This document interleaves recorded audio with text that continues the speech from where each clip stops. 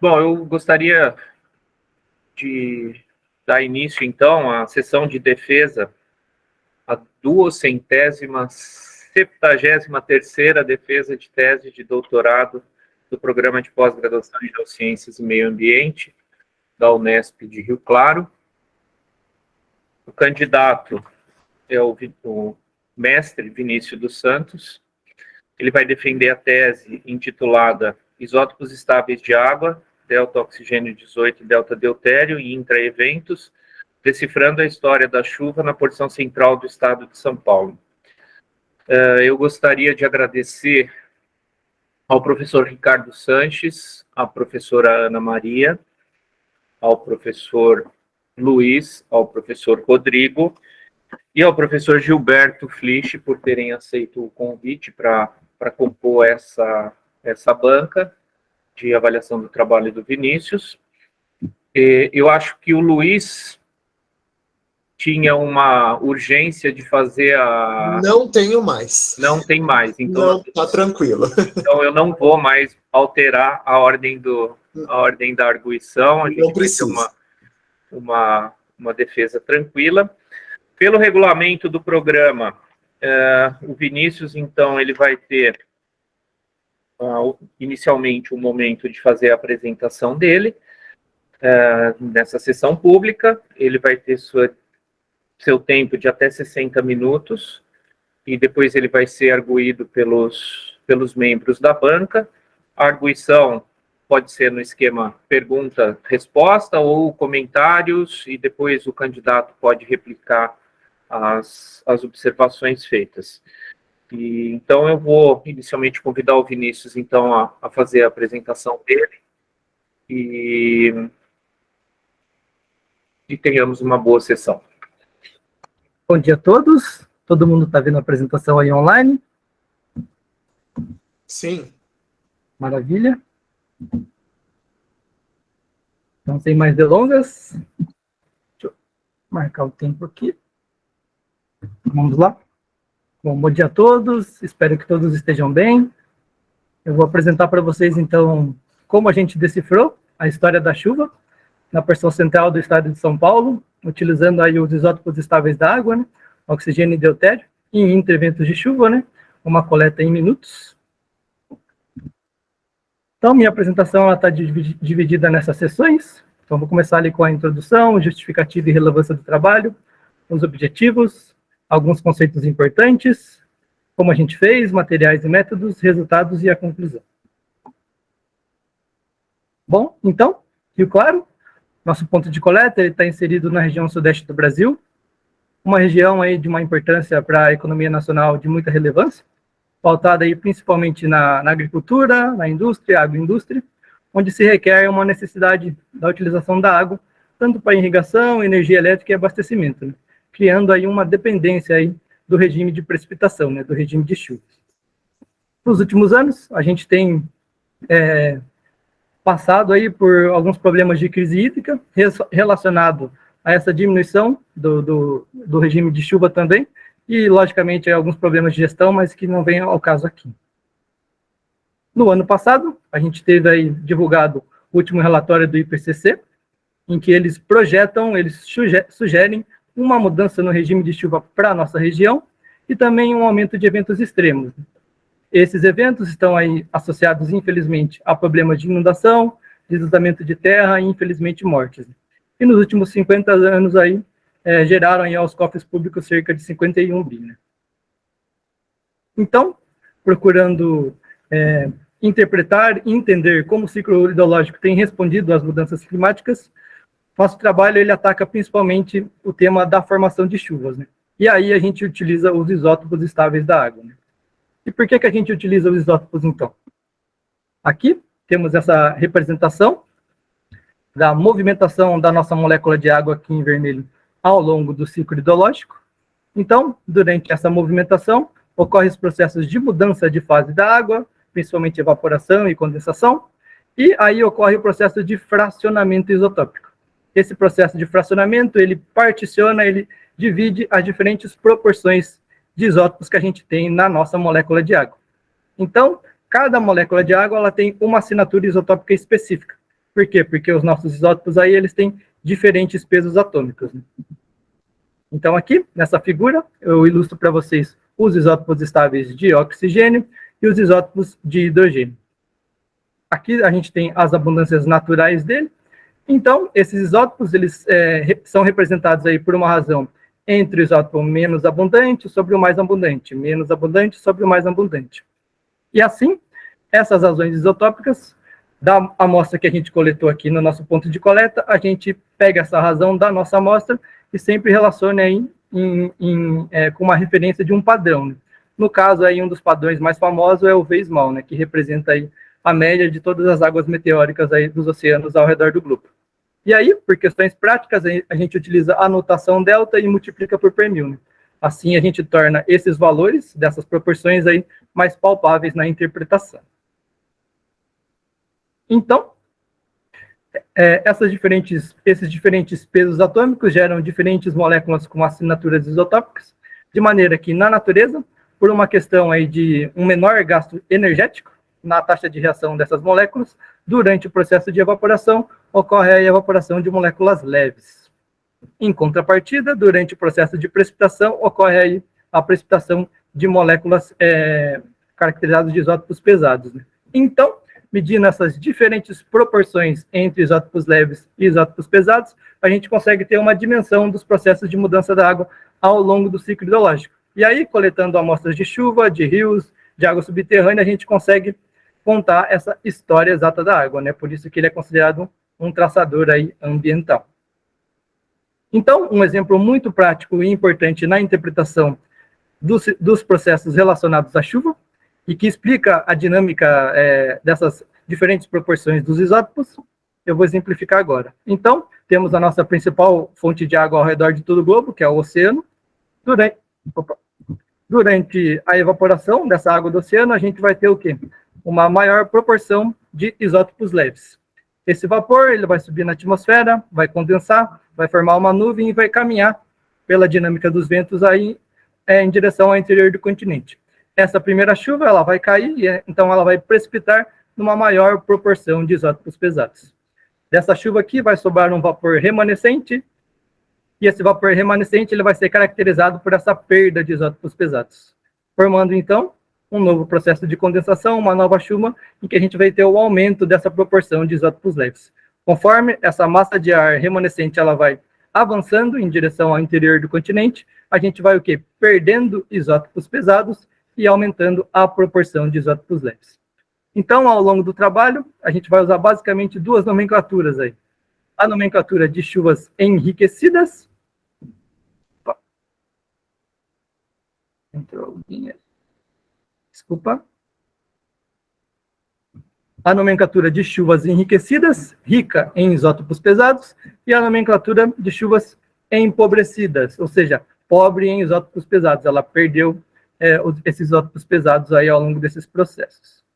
Então, diante desse contexto, para a nossa região, né, a gente está inserido aí no limite ali da região tropical, e nessa região, a maioria dos estudos relacionados à isotopia da chuva, elas não chegaram a uma interpretação definitiva de quais seriam os controles meteorológicos e climatológicos que explicam essa variabilidade entre o evento mais empobrecido ou mais enriquecido. Recentemente, a gente tem aí uma interpretação relacionada aos tipos de chuvas, convectivas versus stratiformes, em que os processos microfísicos de formação desses tipos de chuva, eles acabam gerando aí uma composição isotópica distinta. Mais para frente eu vou entrar em detalhes de como esse processo ocorre. Então, a gente tem aí nos últimos anos estudado a composição isotópica, começamos com dados mensais, passamos para diários, e aí então a gente, ao longo desse tempo, tentou responder algumas perguntas associadas a essa interpretação em áreas tropicais, e também, ultimamente, a essa distinção dos tipos de chuva, né? E aí, então, a gente não conseguiu tornar a nossa interpretação muito clara relacionada a essa distinção dos tipos de chuva. Então, tivemos a ideia de estudar eventos individuais, ou seja, separar esses tipos de chuva e entender a composição isotópica deles. Além disso, como mais um ponto de relevância, Em áreas tropicais, esses estudos de intervento, essa coleta em minutos, eles são poucos estudos que ocorreram, né? Principalmente numa área longe do oceano, no interior do continente, como a nossa aqui em Rio Claro. Então, diante desse contexto, os objetivos do meu trabalho são, né, avaliar essas variações isotópicas a partir da análise sequencial desses interventos, utilizando aí dados meteorológicos finos, né, principalmente aí em um micro-radar de chuva. Então, esse micro-radar de chuva, com ele e nossa coleta, a gente tem a ideia de estudar a evolução, o que acontece durante a passagem de sistemas convectivos e estratiformes, né, identificando esses sistemas e aí gerando uma classificação. E por último, comparar esses dois tipos de chuva, entender, né, os controles meteorológicos em cada um deles e também aí por último fazer uma modelagem utilizando o teste de regressão aí, né? Bom, então, ao longo da minha apresentação eu vou falar bastante de convecção, de atividade convectiva. No caso aqui, para a nossa área de estudo, a gente não tem influência de levantamentos topográficos, então temos aí principalmente a influência de uma atividade convectiva, de uma convecção radiativa. Então ela está relacionada ao aquecimento da superfície terrestre, então ela ocorre principalmente durante o verão, onde a gente tem aí maior radiação sobre a superfície. Então, esse aquecimento da superfície, por questão de densidade aí com o ar do entorno, vai gerar um processo de ascensão na atmosfera. Esse ar ele vai subir, ele vai resfriar conforme ele vai subindo, até ele encontrar a umidade, atingir a saturação, condensar, virar nuvem e possivelmente gerar chuva. Outro tipo de convecção é a convecção mecânica, relacionada então à dinâmica da pressão atmosférica e também à dinâmica dos ventos aí. Então, uma zona de baixa pressão, ela é caracterizada pelo encontro, pela convergência de ventos nessa região de baixa pressão. Os ventos convergindo vai gerar aí o processo de ascensão e esse processo aqui de formação de chuva. No encontro de um ar frio com um ar quente, justamente nesse encontro, a gente vai ter aí um processo convectivo também. Então, como que na literatura a gente tem aí a definição desses tipos de chuva, considerando aí a microfísica de nuvem? Um dos principais parâmetros é a velocidade vertical. Então, basicamente, em chuvas convectivas, a gente tem aí uma velocidade vertical durante a formação dos hidrometeoros, dessas pequenas partículas de água e de gelo. A gente tem aí movimentos muito rápidos. Esses movimentos vão fazer com que esses hidrometeoros eles sejam levantados até uma certa altura, passando aí por uma corrente ascendente, por uma corrente descendente, ascendente, formando aí um bolsão aí convectivo, onde esse hidrometeoro ele vai subir, ele vai descer, ele vai subir, ele vai descer, até ele formar esse grande hidrometeoro aqui, né? Por conta do peso e da gravidade, ele vai cair, caindo ele vai evaporar e vai formar gotas de chuvas maiores, né? Então essa é uma chuva caracterizada por um desenvolvimento vertical, né? São correntes ascendentes e correntes descendentes. Em contrapartida, nas chuvas estratiformes, a gente tem aí, então, um movimento muito mais brando, um movimento muito mais leve, onde a formação desses hidrometeoros vai ser caracterizada aí pela formação da camada de fusão, que é, então, a camada onde a partícula de gelo se transforma em gotas de chuva, né? Esses dois tipos de chuva, eles têm aí uma implicação muito importante no entendimento aí de toda a dinâmica climática global e, de maneira prática, para a gente aqui, eles têm diferenças relacionadas, então, à sua distribuição espacial. As chuvas convectivas seriam aquelas chuvas bem localizadas, aquelas famosas chuvas de verão, então, de uma duração mais curta e de uma intensidade muito forte do que as chuvas estratiformes, caracterizada, então, por uma distribuição espacial muito maior, cobrindo aí longas áreas, uma duração também muito maior, né, de horas aí, cerca de algumas horas, e também uma intensidade aí muito menor do que as chuvas convectivas, né? Essa é a explicação microfísica. Entretanto, essa nomenclatura de tipos de chuva convectiva e estratiforme, ela foi dada por meteorologistas que utilizavam radares meteorológicos, né? Então, o radar ele foi criado aí no contexto da Segunda Guerra Mundial. Ele é um sensor ativo que envia e recebe pulsos de ondas, e o mais famoso aí do tipo é o tipo Doppler. Representando, então, esse tipo Doppler, a gente tem essa figura. Então, o meu radar, ele envia um pulso. Esse pulso de onda eletromagnética encontra os hidrometeoros, as gotas de chuva, as partículas de gelo, e esse sinal é refletido de volta ao radar, onde ele processa essa informação. Esse sinal recebido é denominado de eco de radar, e ele é dado por essa equação aqui, que representa o quê? Esse fator de refletividade. Então, esse fator de refletividade ele está associado ao número do diâmetro de partícula e ao tamanho dessa partícula. De maneira que, quanto maior essa partícula, em até 6 vezes aqui, maior vai ser o meu fator de refletividade. Então, um perfil vertical do radar, ele vai ter essas duas estruturas aqui para chuvas convectivas e estratiformes. Chuvas convectivas vão ter essa representação aqui verticalizada, enquanto que as chuvas estratiformes vão ter a representação dessa camada de fusão. E aí, onde a gente tem esses maiores valores de refletividade, indicam o maior tamanho da gota de chuva desses hidrometeoros, né? O que caracteriza muito bem aqui a banda brilhante do radar em chuvas estratiformes. Então, o radar tem diversas utilizações e aplicações.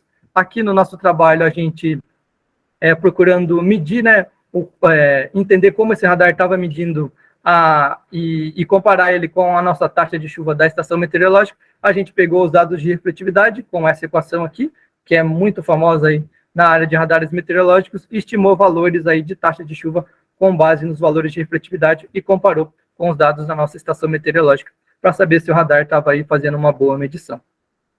Mais para frente eu vou entrar em detalhes disso. Então, esses tipos de chuva, eles estão aí associados principalmente a 2 sistemas atmosféricos que eu dou destaque no meu trabalho. As frentes frias, que ocorrem aí ao longo de todo o ano, e a zona de convergência do Atlântico Sul. Então, segundo a literatura, esses sistemas atmosféricos, eles são responsáveis por organizar a atividade convectiva em grande parte aí do centro-sudeste do Brasil, gerando aí sistemas convectivos, que são caracterizados, segundo a literatura, pela geração de chuvas estratiformes e chuvas convectivas, e mais recentemente aí, esses sistemas têm sido relacionados, associados a eventos extremos, o que entra aí mais uma relevância do trabalho. Então, esses 2 tipos de chuva aí caracterizam essa sazonalidade na área de estudo. Sazonalidade é essa, então, que durante o período chuvoso, de outubro a março, aqui para a estação de Rio Claro aí gera cerca de 80% da chuva do volume anual, que tem aí uma média de 1.400 milímetros. E a zona de convergência do Atlântico Sul, então, ela é uma banda de nebulosidade, de convergência em superfície, que gera aí grandes volumes de chuva ao redor do centro-sul do Brasil. Então, ela é formada aqui do sul da Amazônia até nessa altura aqui do Oceano Atlântico. Então, durante esse período, eu destaco principalmente aí o transporte de umidade que vem proveniente aí da região amazônica, trazida aí pelos jatos de baixo nível. Em contrapartida, durante esse período mais seco, de abril a setembro, a gente tem aí principalmente a atuação das frentes frias, caracterizada aí pela massa polar atlântica. Quando uma forte frente fria consegue vencer a barreira aqui da alta subtropical do Atlântico Sul, que muitas vezes nessa época do ano funciona como um bloqueio atmosférico, ela acaba aí gerando algum volume de chuva aí, que é bem menor nessa época do ano. Então, partindo dessa primeira etapa do trabalho, a gente passa aí agora para a descrição dos materiais e métodos. E meu trabalho, então, ele foi dividido em 3 etapas. Essa parte de revisão, pesquisa e revisão, que eu já mostrei um pouco para vocês. A segunda etapa, a etapa mais grossa do trabalho, de aquisição, coleta e processamento dos dados. E a última etapa aí é de resultados e interpretação aí de tudo isso, né? Então, eu vou detalhar cada uma dessas etapas. Então, como que a gente coletou aí essas chuvas ao longo dos entreventos, né? Essa coleta ocorreu de setembro de 2019 a fevereiro de 2021. Então, ela foi a cada 5, 10 ou 30 minutos, a depender da intensidade. A maior parte dos eventos foram a cada 5 minutos. Então, a gente utilizou essa estrutura de metal diretamente conectada a essa garrafa plástica. Então, a cada 5 minutos eu vinha aqui, trocava. Imediatamente, eu já filtrava essas amostras, etiquetava, colocava o batoque e colocava em refrigeração para elas serem aí analisadas em laboratório, né? No laboratório aqui da Unesp, envia uma grande parte das amostras também lá para Costa Rica, com o professor Ricardo, e uma pequena parte aqui para o laboratório da USP. Todas essa composição isotópica foi obtida em relação àquele padrão, o V-Small, com essa incerteza aqui analítica. Então, um conceito muito importante, que eu vou destrinchar no meu trabalho, é o do excesso de deutério, representado aqui por essa equação, né? Deutério menos 8 vezes o oxigênio 18. Basicamente, o excesso de deutério ele é definido para representar processos aí de fracionamento cinético, né? De maneira prática, então, temos aqui a nossa reta meteórica global, a famosa reta meteórica utilizada em todos os estudos de isotopia hidrológica, e esse valor de 10 aqui representaria o valor de excesso de deutério. Então, basicamente, a gente interpreta isso de 2 formas. valores acima de 10 representam, então, processos associados à origem do vapor, e essas trocas isotópicas, naquele diagrama que eu mostrei para vocês anteriormente. Então, conforme esse transporte vai ocorrendo numa região continental, a gente vai formando chuva e vai aumentando esses valores de excesso de deutério. Em contrapartida, valores menores que 10 estariam associados a processos de evaporação durante a queda das gotas de chuva, o que diminuíam esses valores aí de excesso de deutério. Voltando então aos equipamentos e materiais, o microradar de chuva foi instalado aqui nas dependências do CEA, então ele é como se fosse uma antena mesmo, ele envia um pulso para a atmosfera, gerando aí uma informação de um perfil vertical da atmosfera pontual. Então ele é caracterizado por uma banda K, o espectro Doppler, tem aí 31 alturas de resolução e medições a cada 1 minuto. Essa altura de redução seria o quê? Uma altura de medida desse radar em altura, né? Então, por exemplo, uma medida a cada 200 metros, essa primeira medida vai ser de 200, a segunda de 400, e a 31ª aí vai ter uma altura máxima de 6.200 metros. Ao longo do trabalho, a gente, testando, né, o radar, a gente usou várias alturas de resoluções, o que vai implicar aí, mais para frente numa diferença de cálculo aí da banda brilhante. Então, o radar meteorológico, ele gera aí dados de refletividade, velocidade de queda, taxa de chuva e conteúdo de água líquida. Junto à instalação do radar, a gente instalou uma estação meteorológica compacta, também com medições a cada 1 minuto, fornecendo dados de temperatura, umidade, taxa de chuva e pressão atmosférica. Com esses dados aqui, a gente calculou aí o nível de condensação, né, junto com a taxa diabática seca e úmida. Além disso, também utilizamos, então, dados do boletim técnico do CPTEC-INPE para definir e caracterizar os sistemas atmosféricos atuantes na área de estudo. Utilizamos aí imagens do satélite iguais, então ele tem aí uma resolução temporal a cada 10 minutos, utilizamos a banda 13, que segundo a literatura é uma nuvem que tem a janela atmosférica, então ela é muito boa para interpretação e para definição de nuvens superiores. Então a gente utilizou os dados de temperatura de brilho, de maneira que quanto menor essa temperatura, maior vai ser a altura, né? E essa informação é importante para a gente definir, então, os núcleos convectivos, né? Que eu vou detalhar mais para frente. E também a gente utilizou essas imagens para entender a evolução da formação das chuvas aí ao longo no estado de São Paulo. Também utilizamos o modelo high-split para definir a origem e o transporte de vapor na atmosfera. Então a gente utilizou aí como input, se choveu hoje, a gente pegava os dados do high-split 10 dias anteriores ao evento de hoje, numa altura aí de 1.500 metros, uma altura inicial, que é onde, segundo a literatura, está associada a maior parte do vapor. Essas trajetórias, então, elas registram dados meteorológicos, e nesse trabalho a gente utilizou dados de taxa de chuva, altura da trajetória e umidade relativa. Também utilizamos dados aí do reanálisis, principalmente do ERA 5. Então, dados a cada 1 hora, do fluxo de vapor, leste, coluna de gelo, coluna total de água líquida e fluxo de calor latente. E para dados diários, utilizamos aí dados de radiação de onda longa, que é um indicativo da atividade convectiva. De maneira que valores menores que 240 indicam aí convecção profunda. Então, na classificação dos tipos de chuva, a gente utilizou os dados do microradar e também das imagens de satélite. Então, a primeira etapa dessa classificação consistia na identificação visual da presença da banda brilhante, como a gente pode observar aqui nesse plot. Então, se a gente identificava a presença da banda brilhante, a próxima etapa seria calcular as diferenças entre alturas. Para que a gente fazer isso? Para a gente definir essa espessura da banda brilhante. Então, em que altura essa banda brilhante ela foi formada. E para a gente fazer isso, a gente calculou aí diferenças entre alturas, né, com todos os parâmetros do radar, a velocidade de queda, taxa de chuva e refletividade. De maneira que, segundo a literatura, essa diferença teria que ser de pelo menos 4 dBz entre as alturas, 1,5 metros por segundo e de 2 milímetros por taxa de chuva. Então, por conta daquelas diferentes alturas de resolução, a gente aí calculou essa diferença de diferentes formas. Então, primeiro, uma diferença entre, por exemplo, a altura de 200 e 400 metros, depois a média entre uma altura de 200 e 400 menos a média da altura de 600 e 800, e por último aí a diferença entre 200, 400 e 600, uma média disso, menos a diferença da média aí entre 800, 1.000 e 1.200. Então, com isso, a gente definiu essa espessura da banda brilhante, que é representada aqui nesse plot, né? Então, utilizando aí como exemplo os dados de taxa de chuva do radar, na banda brilhante ela vai ser caracterizada por menores valores aqui, antes de chegar no que seria a banda brilhante, um valor de taxa mínima, esse valor aqui ele vai aumentar e vai chegar aí num valor de taxa máxima e depois ele vai diminuir, de maneira que esse valor aqui de taxa, dessa taxa de chuva ele tem que ser menor que esse, né? Então a gente fez isso aí para todos os eventos stratiformes para caracterizar então essa espessura da banda brilhante, como a gente pode ver aqui nesse exemplo. Então essa banda brilhante, ela está entre 3.000 e 4.000 metros, e aí o centro dessa banda brilhante aí representaria uma média entre 3.500 metros, né?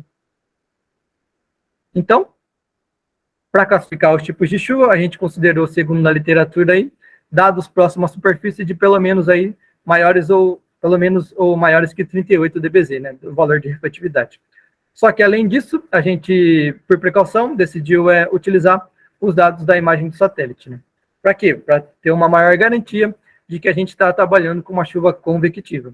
E para isso, também aí, utilizando estudos anteriores, a gente buscou as imagens do satélite GOES, e um núcleo convectivo é caracterizado aí por pelo menos 40 pixels sobre Rio Claro, ao redor de Rio Claro, com uma temperatura de brilho aí menores que 38 graus Celsius. Além disso, também utilizamos dados de taxa de chuva, de intensidade de chuva, de maneira que uma chuva convectiva tem que ter pelo menos durante 1 hora 10 milímetros ou 5 milímetros de chuva durante 30 minutos. Então, esse é o perfil da nossa classificação toda, e as chuvas foram definidas, então, dessa maneira, né? Um resumo. Chuvas estratiformes caracterizada pela presença dessa banda brilhante, da camada de difusão, identificada aí por todos os parâmetros meteorológicos do radar. Chuvas convectivas, então, caracterizado por valores aí de dBz maiores que 38, próximos aqui à superfície, e pela presença do núcleo convectivo nas imagens do GOES. Chuvas mistas representam, então, uma mistura de processos, ou seja, um núcleo convectivo sobre Rio Claro e também a presença da banda brilhante, da camada de difusão, tudo isso num mesmo evento. Chuvas não classificadas representam o quê? A não presença de um núcleo convectivo, não identificação dele, não presença da banda brilhante, não tem valores aí de dBz próximo à superfície maiores aí que 38. Né? Então, é uma chuva que não entra nas características que a gente utilizou anteriormente. Então, por último, a gente pegou todo esse nosso conjunto de dados, né? Nossa composição isotópica como variáveis dependentes, nossos parâmetros meteorológicos da estação meteorológica, do microradar e do GOES como variáveis independentes, e rodou aí diversos testes, né? Então, teste de normalidade, para identificar aí uma distribuição dos nossos dados normal ou não normal. Distribuição normal, a gente fazia o teste de correlação de Pearson. Distribuição não normal, o teste de correlação de Spearman. Teste de correlação, a gente quer entender, então, a relação entre a composição isotópica e as variáveis meteorológicas. Também fizemos uma análise de variância com o teste de Kruskal-Wallis, onde a gente comparou a composição isotópica de oxigênio 18, por exemplo, entre o grupo das chuvas convectivas e o grupo das chuvas estratiformes, e por isso a gente fez aí um teste de regressão linear para entender, então, a dependência dessas variáveis meteorológicas sobre a composição isotópica, e também aí gerando uma previsão de valores. A gente utilizou ao longo do trabalho todas essas ferramentas, e para o teste de regressão aqui a biblioteca do StatisModel, que fornece aí todas as informações que eu vou apresentar no próximo slide. Então, um modelo de regressão linear, a gente quer modular, a gente quer prever valores. Então, esse Y modulado aí, ele vai ser composto como, né? Pelo intercepto dessa regressão, pelos coeficientes da regressão e pelas minhas variáveis preditoras, né, que seriam que os melhores parâmetros meteorológicos que ajudam aí a modelar esses valores. Então, para a gente verificar se esse modelo ele era robusto, satisfatório e significativo, a gente passou aí por algumas etapas, baseado também na literatura. Então, primeiro, um relacionamento linear entre a composição isotópica e os dados meteorológicos, a identificação de multicolinearidade entre os parâmetros meteorológicos. Por exemplo, a gente tirou os dados de nível de condensação, porque ele é calculado com base nos valores de umidade relativa e de temperatura, então utilizar esses parâmetros que são altamente correlacionáveis no mesmo modelo prejudica o modelo. E também uma análise de resíduo, O resíduo ele é a diferença, então, entre esse valor observado, entre esse valor previsto, menos o valor observado. Aplicamos um teste de normalidade nesses resíduos, identificamos aí a variância constante dos resíduos, por o teste de White, e também a autocorrelação desses resíduos, de maneira que valores entre 1,5 e 2,5 indicam essa não autocorrelação. Então, na minha tese, a primeira parte dos resultados ela é composta, então, pela avaliação de todas as amostras que a gente coletou. Então, foram 469 amostras em 32 eventos. Para todos esses eventos, então, a gente classificou os tipos de chuva e fez a comparação, né, entre aquela taxa de chuva estimada pela refletividade e a taxa de chuva dada pela estação meteorológica. Então, aqui temos os gráficos aqui dos dados do microradar e da estação meteorológica, de maneira que, segundo a literatura, a gente esperaria que os valores das chuvas convectivas para todos os parâmetros do radar seriam maiores que das chuvas estratiformes, que é o que a gente verifica aqui. Chuvas convectivas em laranjas e estratiforme em azul. Então, a gente observa esses valores aqui para todos os parâmetros. E o interessante é, as chuvas mistas, elas têm valores intermediários entre as chuvas convectivas e as estratiformes, como vocês podem ver aqui, aqui e aqui. Sobre taxa de chuva, a gente também esperava aí uma maior taxa de chuva para chuvas convectivas. Então, aqui a gente está falando de milímetros por minuto, uma média. Aqui também a intensidade de chuva, que seria milímetros por hora. Também esperavam valores maiores para chuvas convectivas do que para as estratiformes. E, de novo, as chuvas mistas aí representando um valor intermediário entre esses dois tipos. Temos aqui pequenas diferenças entre os dois tipos na umidade relativa. Eu destaco aqui as chuvas não classificadas, que têm uma umidade relativa menor, indicando aí que essa chuva caía aqui sobre o Rio Claro numa condição não muito saturada. Isso, é claro, representa uma média de todos os eventos. E aí a gente não tem grandes distinções aí nos demais parâmetros. Então, comparando então pela relação ZR, né? Então a gente tem aí na literatura uma extensão de equações que foram utilizadas e testadas para classificação de tipo de chuva. Então temos equações específicas para chuvas convectivas, para chuvas estratiformes e para outros exemplos aqui também. Então, a gente pegou todas essas equações e testou. E estimou, né, com base nos dados de refletividade, a taxa de chuva aí. Esse valor de refletividade é aquele valor mais próximo à superfície de medição no radar. Comparou isso, então, com os dados da nossa estação meteorológica. E como vocês podem ver aqui, os valores eles se conversam bastante. Então, eles estão muito bem ajustados, né? Tanto aqui nessa regressãozinha linear, como aqui nessa variação temporal, indicando então que o radar estava medindo muito bem aí o que representaria essa taxa de chuva. Aqui é uma representação então das melhores equações, que aí modelaram bem, né, os dados da estação meteorológica, e aqui uma comparação então entre a nossa classificação do tipo de chuva e as equações próprias, né, de cada tipo de chuva. De maneira aqui que a gente teve aí alguns deslocamentos aí das chuvas convectivas, né, indicando então que algumas dessas equações aqui, elas não foram muito adequadas aí, em comparação com a nossa classificação. Bom, a segunda parte, então, da tese, ela é composta, então, principalmente pela interpretação dos nossos resultados isotópicos. E para isso, então, a gente analisou a composição isotópica de 312 amostras em 18 eventos. Então, um parâmetro aí inicial, que a gente denomina, né, essa interpretação aqui de processos ou influências regionais. Esses processos, então, eles estão associados, então, à origem e o transporte de vapor na atmosfera, que a gente modelou aí com o high speed, e foram aí basicamente 3, né? Então, trajetórias com passagem ou origem sobre a floresta amazônica, trajetórias provenientes do Oceano Atlântico, ou trajetórias provenientes aí do sul do Brasil. O que isso é importante? Isso está relacionado, então, ao quê? A essa perda de isótopos durante esses transportes. De maneira que o vapor que vai chegar aqui no estado de São Paulo, ele vai ter uma assinatura isotópica caracterizada, então, por essa perda em diferentes condições, em diferentes trajetos. Mais para frente eu vou detalhar, então, isso, né? Então, partindo aí já para os primeiros tipos, para a distinção dos primeiros tipos de chuva, a gente tem aqui as chuvas não classificadas e as chuvas mistas e a composição isotópica. A gente associou, então, a composição isotópica aos sistemas atmosféricos, a origem de trajetórias do high split e as estações do ano. Então, para as chuvas não classificadas, a gente observa aqui valores mais empobrecidos associados às acas e à instabilidade. Esses eventos têm origem da trajetória proveniente da Amazônia e ocorreram durante o verão e durante a primavera.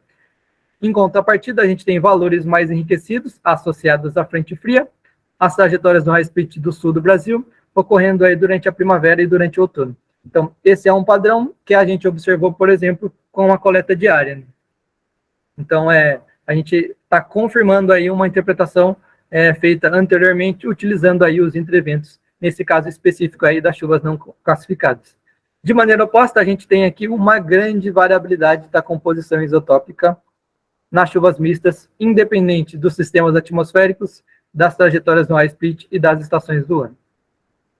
Além disso, então, para entender como esses tipos de chuva foram formados, a gente tem aí, então, as imagens do satélite iguais.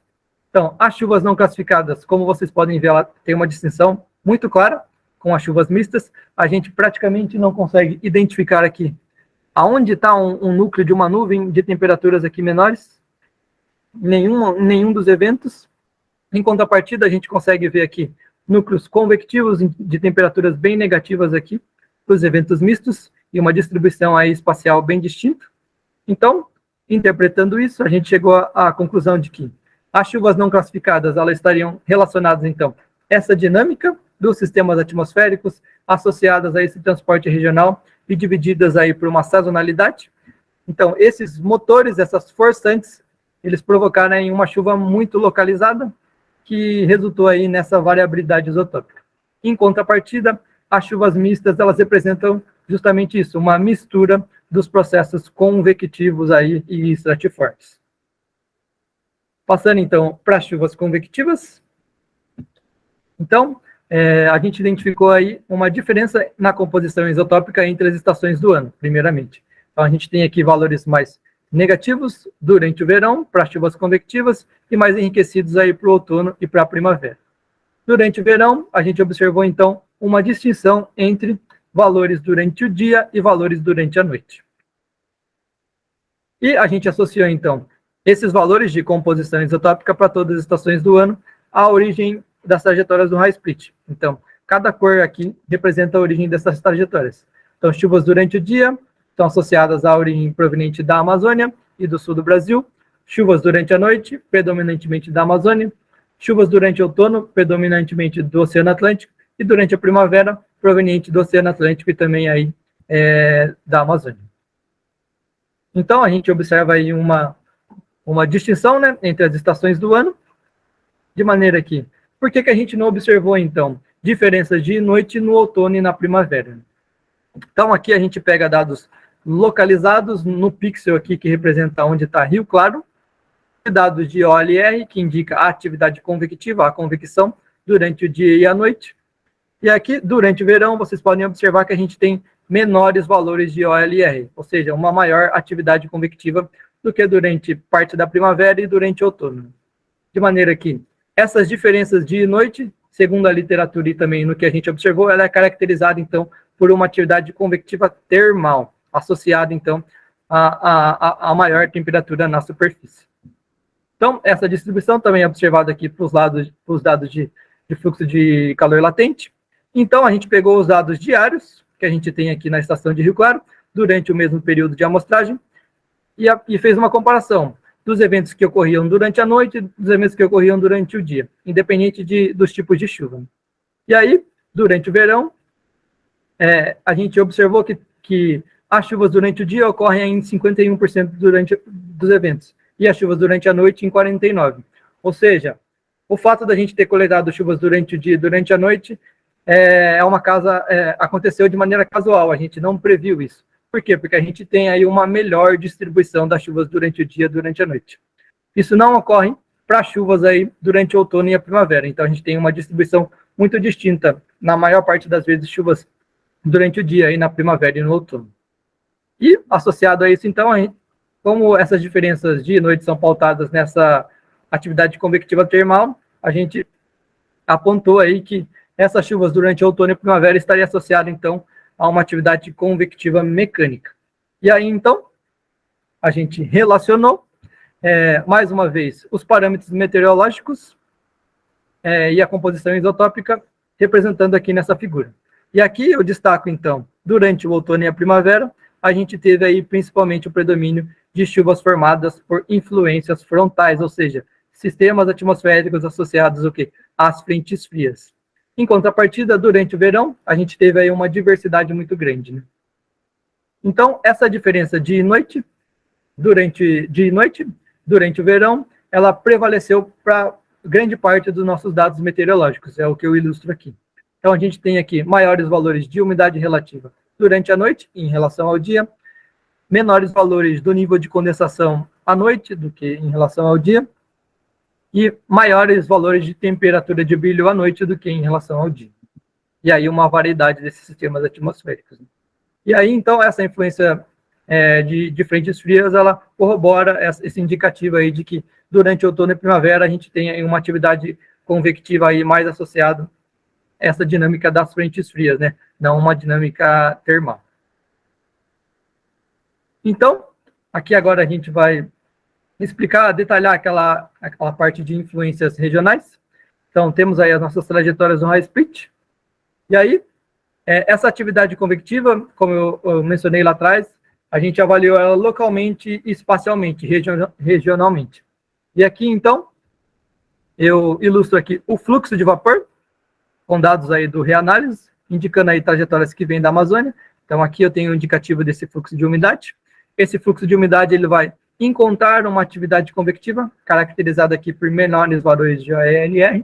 Então, a atividade convectiva com umidade disponível vai gerar aí uma grande quantidade de chuva ao longo dessas trajetórias, então, que vem da floresta amazônica.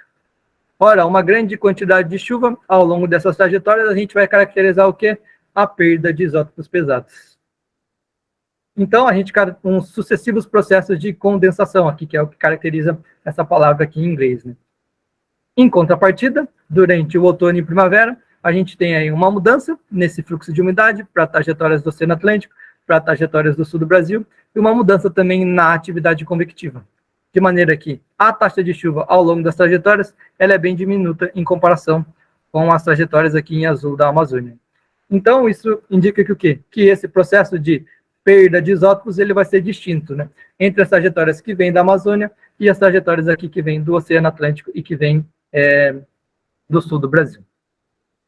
Então, relacionando, então, esses processos regionais com os processos locais, a gente vem aqui na interpretação do que explica aí as diferenças dia e noite, né?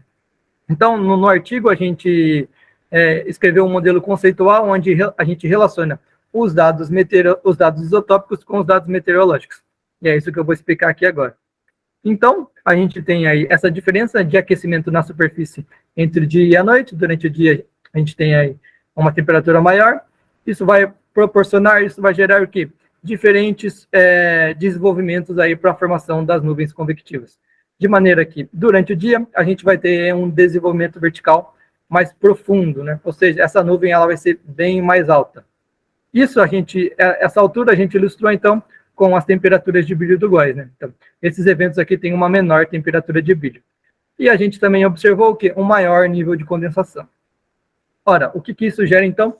Que as gotas de chuva formadas, até elas chegarem aqui na superfície, elas vão ter o quê? Mais tempo para interação, mais tempo para trocar isótopos, para sofrer processo de fracionamento com esse ambiente aqui que está ao redor. Esse ambiente é caracterizado por quê? Por uma temperatura maior, uma menor umidade e uma menor intensidade de chuva. Caracterizando, então, o quê? Processos evaporativos. Como eu mencionei lá atrás, esses processos evaporativos, eles vão fazer o quê? Eles vão diminuir os valores do excesso de deutério e tornar aí a minha composição isotópica menos enriquecida. Durante a noite, a gente tem aí, então, uma temperatura mais amena, isso vai gerar um menor desenvolvimento vertical, ilustrado aí por maiores temperaturas de brilho, formando aí um nível de condensação um pouco menor. Resultando, então, num menor tempo de interação para trocas isotópicas durante a queda das gotas de chuva. E essas condições próximas à superfície são caracterizadas aqui por uma maior umidade, uma menor temperatura e maior intensidade de chuva. Ou seja, os processos evaporativos nessa condição aqui noturna, eles são diminutos, fazendo com que, então, os excessos de deutério sejam maiores e essa composição isotópica seja mais empobrecida. Como eu mostrei lá atrás, esses símbolos aqui azul representam, então, a origem das trajetórias, né? Que durante a noite é predominantemente da Amazônia. Então, a gente acredita que essa composição isotópica noturna ela está muito relacionada a esse processo regional. Mais para frente eu vou detalhar isso para vocês para fechar essa parte. Então, a gente tem aí uma composição isotópica mais empobrecida durante a noite. Já partindo, então, para as chuvas estratiformes, então a gente tem aqui a composição isotópica das chuvas estratiformes, oxigênio e deutério, e como vocês podem observar, a gente tem aí clusters, né, grupos isotópicos muito bem distintos, né?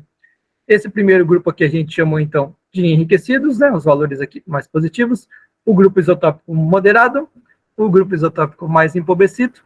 Então, a gente relacionou esses grupos isotópicos, mais uma vez, com as estações do ano, os sistemas atmosféricos e a origem aí do transporte do high split, né? E a gente observou aqui o quê? Que esses fatores aqui, eles não explicam essa variabilidade isotópica aqui. Então, esses fatores não são suficientes para a gente explicar por que esse evento é mais empobrecido e por que esse evento é mais enriquecido. Então, a gente pegou nosso conjunto de dados meteorológicos e foi em busca desse entendimento. E aqui, então, eu coloco o exemplo do perfil vertical do microradar de chuva, representa aí a velocidade de queda, e como vocês podem observar, a gente tem aqui semelhanças entre esses eventos e entre esses eventos, né? Então, cada evento aqui, cada grupo de evento, ele é distinto. E aí, então, tanto os dados do radar quanto os dados meteorológicos indicam que o quê? Que cada grupo isotópico, ele tem aí uma variação distinta dos dados meteorológicos. Aqui, então, eu dou ênfase, por exemplo, para as taxas de chuva. Esses eventos aqui, então, que tem uma banda brilhante muito bem formada, muito constante ao longo do evento, indicando aí uma intensidade de chuva constante nos dois eventos. Foi o evento que teve aí uma maior taxa de chuva, tanto do radar quanto da estação meteorológica, uma maior taxa de chuva média em relação aos outros eventos. Aqui a gente tem o quê? Uma banda brilhante, uma estrutura vertical da chuva interrupta. Então, a gente tem interrupções da formação da banda brilhante aqui, indicando que o quê? Que essa intensidade de chuva está variando bastante, está diminuindo, como a gente pode ver aqui pelos dados de taxa de chuva. Então, se o nosso conjunto de dados isotópicos e os dados meteorológicos indicam aí que esses grupos aí conversam, o que ele explicaria isso, né? Então, a gente foi aí correr atrás na literatura e a gente descobriu que cada nuvem ela tem um ciclo de vida. Esse ciclo de vida é composto aí por 3 etapas, né? A fase de desenvolvimento, onde essa nuvem ela está crescendo, ela está se desenvolvendo, ela está formando gelo. A fase madura, onde esse processo de crescimento já está consolidado, o gelo já foi formado, então ele está gerando aqui uma chuva mais constante, mais madura. E a fase de dissipação, onde esse sistema está se desfazendo, né? E aí, o primeiro artigo aí que colocou essa ideia foi desses autores aqui. Com o avanço das tecnologias, imagens de satélite começaram a ser utilizadas para entender a evolução de um sistema de nuvem, né? E aí eu cito lá na tese alguns artigos mais recentes em que a gente consegue, com a resolução temporal, acompanhar então o que está acontecendo com o ciclo de vida de uma nuvem. E esses artigos, então, eles indicam que as temperaturas de brilho de uma imagem de satélite, ao longo do tempo, elas têm tendências diferentes nessas diferentes fases de vida do ciclo da nuvem. De maneira que, na fase de desenvolvimento, a gente tem uma tendência decrescente, ou seja, as minhas temperaturas de brilho elas estão diminuindo. Por quê? Porque o meu gelo, meus hidrometeoros, eles estão crescendo, estão subindo na superfície, então está acontecendo um resfriamento. Durante a fase madura, a gente tem o quê? Um sistema de nuvem de hidrometeoros consolidado. Então, essa tendência da temperatura de brilho, ela vai ser mais constante, como a gente pode observar aqui nesses valores. E na fase de dissipação, onde esse evento ele está se desfazendo, a nossa temperatura de brilho, que ela está aumentando, então, está se tornando menos frio, né? Como a gente pode observar aqui nessa fase aqui e também nesse evento. Então, essas diferentes tendências, elas conversam com aqueles grupos isotópicos que eu mencionei anteriormente. Então, para o grupo das enriquecidas aqui, eu quero que vocês observem esse círculo aqui em vermelho, esses núcleos de nuvem que começaram a ser formados aqui. Então, essa chuva aqui, ela está em fase de desenvolvimento. Os núcleos estavam crescendo quando eles passaram aqui sobre o nosso ponto de coleta sobre o Rio Claro. E a composição isotópica, ela foi aí mais enriquecida. Para corroborar essa fase de desenvolvimento, a gente pegou dados, então, do reanálise e fez aí uma razão, né, da coluna de água aí, líquida com a coluna de água de gelo. De maneira que nessa fase de desenvolvimento a gente tem aí uma menor razão. Né? Destaco aqui também, durante esses eventos mais enriquecidos, a gente observou que a gente tem aqui menores valores de excesso de deutério. E esses menores valores de excesso de deutério, menores que 10, eles ocorreram aí em condições de umidade menores. Ou seja, essa formação de chuva, essa etapa, né, da formação de chuva, esse ambiente aqui próximo à superfície não estava completamente saturado, o que pode ter provocado aí esses processos evaporativos e ter diminuindo nossos valores aqui do excesso de deutério. Então, continuando, eu quero que vocês observem esse núcleo de nuvem aqui que está sendo formado. Então, aqui ele está se consolidando, ele vai avançar em direção aqui ao nosso ponto de coleta em Rio Claro, de maneira que, quando ele chegar aqui em Rio Claro, ele vai chegar no seu estágio aí maduro, que é onde eu vou começar a coletar, e aí a composição isotópica desse estágio vai ser aí uma composição isotópica moderada, ali, entre 6 e menos 3. Observando aqui a razão líquido-gelo, a gente observa aqui um aumento em comparação à fase anterior. Justamente caracteriza, então, o quê? A formação desse gelo durante essa fase da nuvem, e aí uma maior, resultando aí num maior conteúdo, aí, numa maior proporção aí de água líquida disponível para cair como chuva. Por último, então, a nossa fase de dissipação.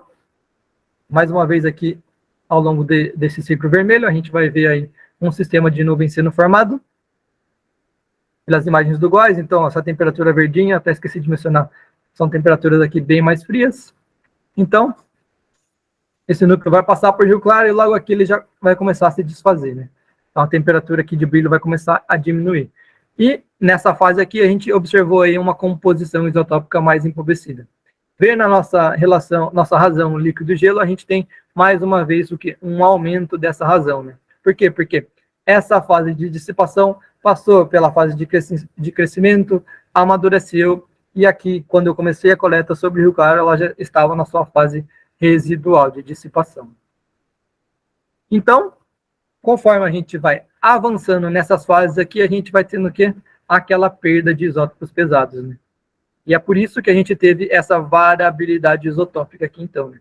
Valores mais empobrecidos são caracterizados aí por um empobrecimento bem forte, porque a gente teve processo de fracionamento durante a fase de desenvolvimento, durante a fase madura, até chegar aqui nessa fase de dissipação, empobrecendo aí minha composição isotópica. Por último, então, a gente fez aí uma comparação entre as chuvas convectivas e stratiformes. Então, como vocês podem observar, a gente tem aqui a composição clássica e a composição isotópica representada nesse pote clássico. Então, a gente tem aqui uma grande variabilidade para ambos os tipos de chuva. Eu destaco aqui retas meteóricas aqui bem distintas, né? Valores aqui de 18, muito maiores do que aquele valor de 10. Aqui nas chuvas stratiformes um pouco menor. Essa distribuição, então, ela é representada pelos gráficos aqui de box plot, de maneira que chuvas stratiformes a gente tem uma assimetria aqui à direita, uma assimetria em direção a valores mais enriquecidos. Enquanto chuvas convectivas, a gente tem aqui uma assimetria em direção aos valores mais empobrecidos. De maneira oposta, a gente tem aqui uma mediana um pouquinho maior das chuvas convectivas em relação à stratiforme. Então, a gente rodou o teste de análise de variância, comparando aí os diferentes grupos isotópicos. Então, eu comparei o oxigênio 18 de chuvas estratiformes com o oxigênio 18 de chuvas convectivas. Também fiz isso para deutério e processo de deutério. E nesse teste estatístico indicou que não existe diferenças estatísticas entre esses dois grupos, né? Em contrapartida, para a gente corroborar as interpretações anteriores, a gente rodou aí um teste de regressão linear múltipla. Para entender, então, a dependência desses dados meteorológicos, que eu demonstrei para vocês, a importância deles para a gente entender essa variabilidade isotópica, confirmando aí nossas interpretações aí, e gerando aí uma previsão aí da composição isotópica também, o que dá uma robustez aí para a nossa interpretação. Uma robustez estatística. Então, aqui está representado todos os resultados aí do teste de regressão. Então, aqui eu destaco as variáveis meteorológicas, como vocês podem observar aqui, então, para o grupo conjunto de dados de chuvas convectivas, a gente teve aí variáveis distintas do que para o grupo stratiforme. Então, principalmente aqui, temperatura de brilho, temperatura na superfície, aquele dado de velocidade de queda próxima à superfície e umidade relativa, enquanto aqui que para o grupo stratiforme, a gente teve aí os melhores parâmetros, umidade relativa e uma velocidade de queda em altura, né, representando aí a estrutura vertical do radar. Então, a gente rodou a análise de resíduos e também identificou aqui a qualidade e a significância do modelo, representado aí pelos famosos coeficientes de determinação e também pelo p-valor. Em chuvas convectivas stratiformes, tanto por oxigênio 18 quanto por deutério, a gente teve aí uma boa robustez do modelo, com um R2 aí superior a 0,50, por os dois casos. E isso é ilustrado aqui pelos bons ajustes, né? Entre os valores observados, que seria esse laranja escura, e esse laranja mais claro, que seriam os valores modelados, né? Obtidos a partir das variáveis e do modelo de regressão. Então, esses bons ajustes são observados para chuvas convectivas e também para chuvas stratiformes. Para esse conjunto de dados aqui, a gente unificou, então, esses dois conjuntos de dados num só. Rodamos o teste de regressão. Eles indicam que até um bom ajuste, com exceção aqui a esses valores bem mais empobrecidos. No entanto, esse modelo aqui, ele não passou aqui pelo teste de White, né? Indicando aí que esse modelo não é tão robusto, apesar aqui do R2 e do P ser significativo. Em contrapartida, para os valores de excesso de deutério, nenhum modelo foi bom. Em todas as análises rodadas, tanto na análise de resíduo, quanto na qualidade e significância do modelo, como a gente pode observar aqui, nessa grande variação aqui, né, entre os dados modelados e observados aqui para chuvas convectivas, para chuvas stratiformes e também para o conjunto de dados convectivo e stratiforme. Então, que história da chuva é essa que a gente encontrou ao longo desses 4 anos, né? Então, a gente refinou, em grande parte, algumas das análises realizadas nos estudos anteriores, com a coleta da composição isotópica mensal e diária, e a gente evoluiu essa interpretação, saindo aí do entendimento de um contexto aí sazonal, né? A gente foi estudar eventos individuais, em que foi possível a gente o quê? Relacionar de maneira mais detalhada, de maneira mais nítida, esses processos regionais e locais, né? Então, essa interação, ela é dada, então, por essa história da chuva, uma história que começa onde, né? No nosso Oceano Atlântico, né? Essa história pretérita começa aí na nossa principal fonte de vapor, que é o Oceano Atlântico. Então, aqui a gente vai ter aquela evaporação dos isótopos leves, e a gente aí observou 3 caminhos distintos, né? Dessa umidade proveniente do oceano. A umidade proveniente da Amazônia, do próprio Oceano Atlântico e do sul do Brasil. Então, esses diferentes caminhos vai gerar o quê?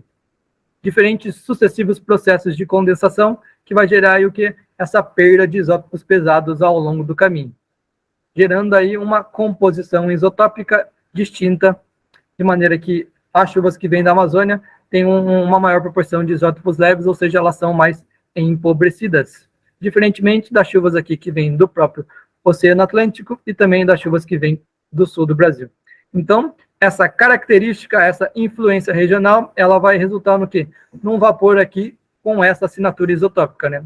Uma assinatura isotópica associada a esses sucessivos processos de condensação que interagem de maneira distinta aí, porque a gente tem aí características na superfície bem distintas, né? Então, esse vapor vai chegar aqui sobre o estado de São Paulo e ele vai ter essa assinatura isotópica regional interagindo, então, com os sistemas atmosféricos atuantes e também com aquela atividade convectiva, resultando, então, nesses tipos de chuva que a gente classificou no trabalho. E a gente buscou entender, então, como esses tipos de chuva, durante sua passagem sobre o nosso ponto de coleta, evoluíam, né? E como eles geravam aí a variabilidade isotópica.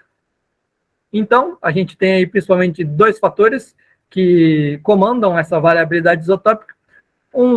O primeiro fator é associado, então, a mais um processo de fracionamento de perda de isótopos. Então, esse vapor, essa grupo isotópico está caracterizado, então, por essa assinatura isotópica regional, que vai passar por uma perda de isótopos e vai se tornar mais empobrecida ainda. Ou pela modificação dessa característica aqui regional, caracterizada principalmente, então, pelos o quê? Pelos processos evaporativos durante a queda das gotas de chuva. Então, toda essa dinâmica regional e local, ela vai gerar essa grande variabilidade isotópica que a gente pode observar aqui. Então, os valores mais negativos e de excesso de deutério mais elevados estão associados, então, a essa assinatura isotópica mais regional, que localmente vai passar por mais um processo de fracionamento e empobrecendo ainda mais minha composição isotópica. E a gente observou isso em chuvas convectivas à noite e nessas chuvas estratiformes em fase de dissipação.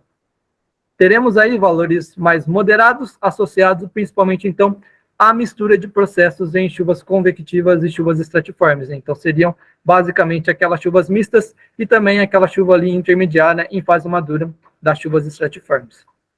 A composição isotópica modificada localmente vai ser caracterizada aí por valores mais enriquecidos e de excesso de deutério menores, em que a gente observou principalmente em chuvas convectivas durante o dia e em chuvas estratiformes em sua fase de desenvolvimento. E, principalmente, a interpretação das chuvas convectivas estratiformes, elas foram aí corroboradas ou confirmadas aí, com os testes de regressão e também geraram aí, valores previstos, né?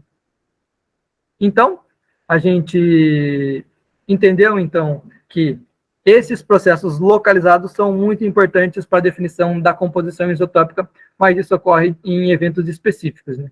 E que a principal interpretação da composição isotópica sobre uma área continentalizada, como aqui em Rio Claro, como a nossa, ela passa pela inter-relação entre esses processos regionais e locais, né? Então, como a gente pode observar, tanto em chuvas convectivas quanto em chuvas estratiformes, a gente observou processos de evaporação, caracterizando eventos mais enriquecidos, e processos mais empobrecidos, caracterizados aí principalmente por essa origem em transporte de umidade, né? Então, a gente acredita que, nesse contexto específico, para a nossa área de estudo, longe da dinâmica e de formação de chuva do oceano, essa explicação do tipo de chuva aí, ela deve ser mais evoluída, mas ela não explica totalmente a nossa interpretação aqui, né? A gente deve considerar outros fatores. Então, isso gera aí a gente gera, então, uma nova reinterpretação, principalmente para áreas tropicais, nesse nosso contexto mais continentalizado. A gente vai incentivar aí uma necessidade de estudos isotópicos de alta frequência. Como a gente pode ver, a gente tem aí uma gama de informações, de compreensão que a gente consegue entender com a alta frequência. E aí todos os dados gerados, conhecimento, informação, eles vão ficar disponíveis aí, podem ser utilizados aí na modelagem de processos atmosféricos de formação de tipo de chuva, que podem ser utilizados aí para responder às consequências da mudança climática. Então é isso. Muito obrigado.